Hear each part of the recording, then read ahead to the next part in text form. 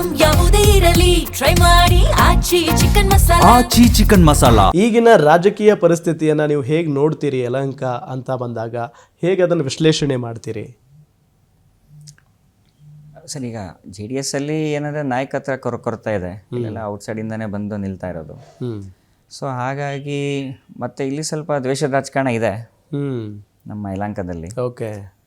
But ನಮ್ಮ ಕಾಂಗ್ರೆಸ್ನಲ್ಲಿ ಆ ಥರ ಅಂದರೆ ತಳಮಟ್ಟದಲ್ಲೇ ಇದೆಯಾ ಅಥವಾ ದೊಡ್ಡ ಮಟ್ಟದಲ್ಲಿ ಇದೆಯಾ ಅಂತ? ಅದು ಇದೆ, ಸ್ವಲ್ಪ ತಳಮಟ್ಟದಿಂದನೂ ಇದೆ, ದೊಡ್ಡ ಮಟ್ಟದಲ್ಲೂ ಇದೆ. ಓಕೆ. ಅದನ್ನೆಲ್ಲ ಮೀರಿ ನಾವು ಮಾಡಬೇಕು.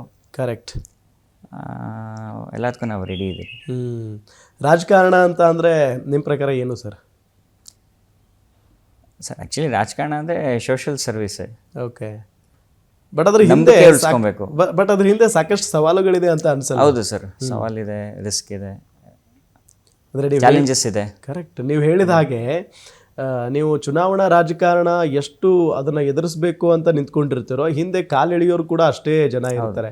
ಸೊ ಆ ನಿಟ್ಟಿನಲ್ಲಿ ಈಗ ರವಿಕಿರಣ್ ಗೌಡರು ಇಷ್ಟು ಬೆಳೆಯೋದಕ್ಕೆ ರಾಜಕೀಯವಾಗಿ ದೊಡ್ಡ ದೊಡ್ಡವರ ಹತ್ರ ಹೋಗಿ ನಿಂತು ಅವ್ರು ಮಾತಾಡ್ತಾರೆ ಅಂತ ಅಂದರೆ ಅದಕ್ಕೆ ಅವ್ರದ್ದೇ ಆದಂಥ ಒಂದು ತಾಕತ್ತಿದೆ ಮತ್ತು ಅವರ ಒಂದು ಸಾಮರ್ಥ್ಯ ಕೂಡ ಇದೆ. ಸೊ ಆ ನಿಟ್ಟಿನಲ್ಲಿ ನಿಮ್ಮ ಹಿಂದೆ ಜನ ಇರಲೇಬೇಕು.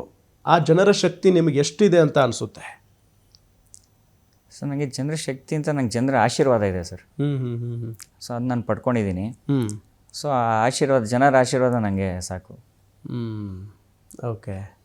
ಅದೇ ನಮಗೆ ಶಕ್ತಿ ಆಗುತ್ತೆ ಸರ್. ನೀವು ಯಾವಾಗಲೂ ಅಂದರೆ ಈಗ ಸಾಮಾನ್ಯವಾಗಿ ನಾವು ಒಂದು ಸ್ಟೂಡೆಂಟ್ ಲೈಫಲ್ಲಿ ನಾನು ಹಿಂಗಾದರೆ ಮುಂದೆ ಏನೋ ಒಂದು ಮಾಡಬೇಕಪ್ಪ, ರಾಜಕಾರಣಕ್ಕೆ ಬಂದರೆ ಹಿಂಗೇನೋ ಒಂದು ಒಳ್ಳೆ ನನ್ನ ಹೆಸರಲ್ಲಿ ರವಿಕಿರಣ್ ಗೌಡರು ಮಾಡಿದ್ದಾರೆ ಅಂತ ಹೇಳಿ ಎಲ್ಲ ತಲತಲಾಂತರದ ಜನ ಮಾತಾಡ್ಕೊಳ್ಬೇಕು ಅನ್ನೋ ಒಂದು ಕನಸಿರುತ್ತೆ. ನಿಮ್ಗೆ ಆ ರೀತಿಯಾದಂಥ ಒಂದು ಕನಸು ಏನಾದರೂ ಇದೆಯಾ? ಸರ್, ಆ ಥರ ಕನಸನ್ನು ಆ್ಯಕ್ಚುಲಿ ನಮಗೆ ಕರಪ್ಷನ್ ಇರಬಾರ್ದು ಅಂತ ಒಂದು ಆಸೆ. ಓಕೆ. ಹಾಂ. ಸೊ ಆಗ ನಮ್ಮ ದೇಶನ ಮುಂದಕ್ಕೆ ಹೋಗಬೇಕು. ಕರಪ್ಷನ್ ಇದ್ದರೆ ನಾವು ಇಲ್ಲೇ ಇದ್ಬಿಡ್ತೀರಿ. ಆಮೇಲೆ ಎಜುಕೇಷನ್ ಮೈನು ಸರ್. ಅಟ್ಲೀಸ್ಟ್ ಒಂದು 12th ಸ್ಟ್ಯಾಂಡರ್ಡ್ ತನಕ ಎಜುಕೇಷನ್ ಫ್ರೀ ಆಗಬೇಕು ಅಂತ ಒಂದು ಆಸೆ ಇದೆ. ಓಕೆ. ಸೋ ಗುಡ್ ಸರ್, ಒಳ್ಳೆ ಯೋಚನೆ.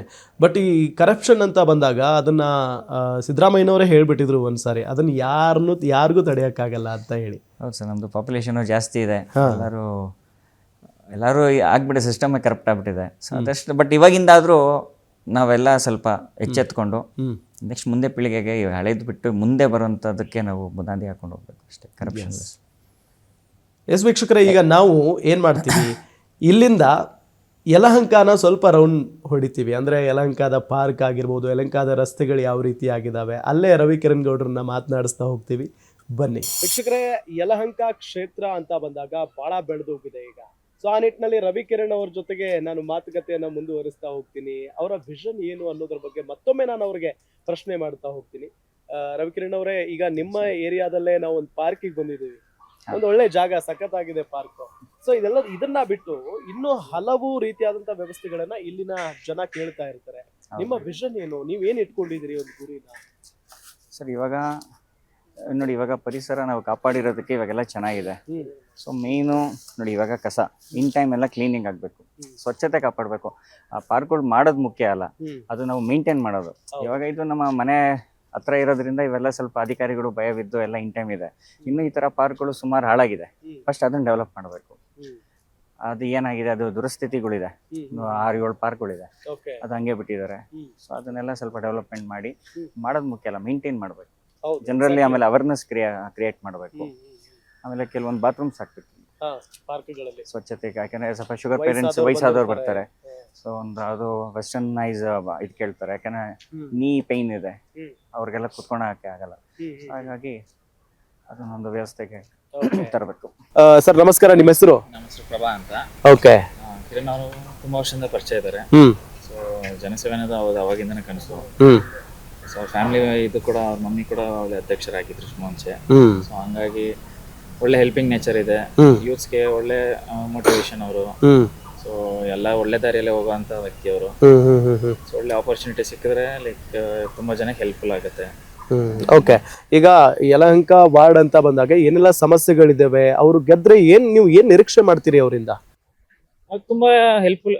ಲೈಕ್ ಇವಾಗಲೇ ಸಮಾಜ ಸೇವೆ ಜಾಸ್ತಿನೇ ಮಾಡ್ತಾ ಇದಾರೆ ಆಲ್ರೆಡಿ. ನೀವು ನೋಡಿದಂಗೆ ಕ್ಯಾನ್ವಾಸಿಂಗ್ ಆಗ್ಲಿ, ಲೈಕ್ ಪಾರ್ಕ್ ನೇಚರ್ ಆಗಲಿ, ಸೊ ವಾಟರ್ ಪ್ರಾಬ್ಲಮ್ ಇರಲಿ, ಸೊ ಡ್ರೈನೇಜ್ ಇರಲಿ, ಮತ್ತೆ ಇದು ವೇಸ್ಟೇಜಸ್ ಎಲ್ಲ ತುಂಬ ಅವ್ರಿಗೆ ಕ್ಯಾನ್ವಾಸಿಂಗ್ ಟೈಮಲ್ಲಿ ಮನೆ ಮನೆಗೆ ಹೋಗಿ ಹ್ಮ್. ಸ್ವಚ್ಛತೆನ ಸ್ವಲ್ಪ ತಿಳುವಳಿಕೆ ಕೊಟ್ಟಿದ್ದಾರೆ. ಹ್ಮ್.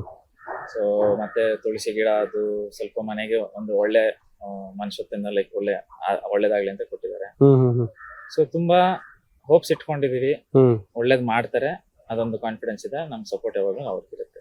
ಓಕೆ, ನೀವು ಈಗ ಸಹಜವಾಗಿ ವಾರ್ಡ್ಗಳೆಲ್ಲ ಓಡಾಡ್ತಾ ಇರ್ತೀರಿ, ಅವಾಗ ಜನ ಏನಾದ್ರು ನಿಮ್ಗೆ ಹೇಳಿದಾರ, ಸಲಹೆ ಸೂಚನೆಗಳನ್ನ ಕೊಟ್ಟಿದಾರ? ಕೊಡ್ತಾ ಇದಾರೆ ಸರ್. ಹೇಳಿದಾರ ಸಮಸ್ಯೆಗಳು ನೋಡಿ, ಈಗ ಇಲ್ಲಿ ಒಳಚರಂಡಿ ಏನಾಗಿದೆ, ಆ ಡ್ರೈನೇಜ್ ಇಂದ ಅವ್ರ ಬಾವಿಗೆ ಹೋಗ್ಬಿಟ್ಟಿದೆ ನಮ್ಮ ಈ ಸೆಕ್ಟರ್ ಅಲ್ಲೇ. ಓಕೆ, ಸೊ ಅದರದ್ದೆಲ್ಲ ವ್ಯವಸ್ಥೆ BWSSB ಇದು ಸುಮಾರು ಹ್ಮ್. ಕೆಲ್ಸಗಳಿದೆ ಇಲ್ಲಿ. ಹ್ಮ್.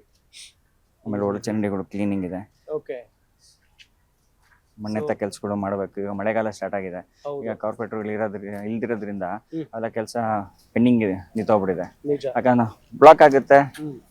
ಸ್ವೇಜ್ಗೆಲ್ಲ ಪ್ರಾಬ್ಲಮ್ ಆಗುತ್ತೆ, ಸಮಸ್ಯೆ ಆಗುತ್ತೆ. ಸಮಸ್ಯೆ ಆಗುತ್ತೆ, ಅದೇ, ನೀರ್ ಬ್ಲಾಕ್ ಆಗುತ್ತೆ. ಒಳಚರಂಡಿ ವ್ಯವಸ್ಥೆ ಒಳಚರಂಡಿ ವ್ಯವಸ್ಥೆ ಮಾಡ್ಬೇಕು ಇವಾಗ ಇಮಿಡಿಯೇಟ್ ಆಗಿ. ಕರೆಕ್ಟ್.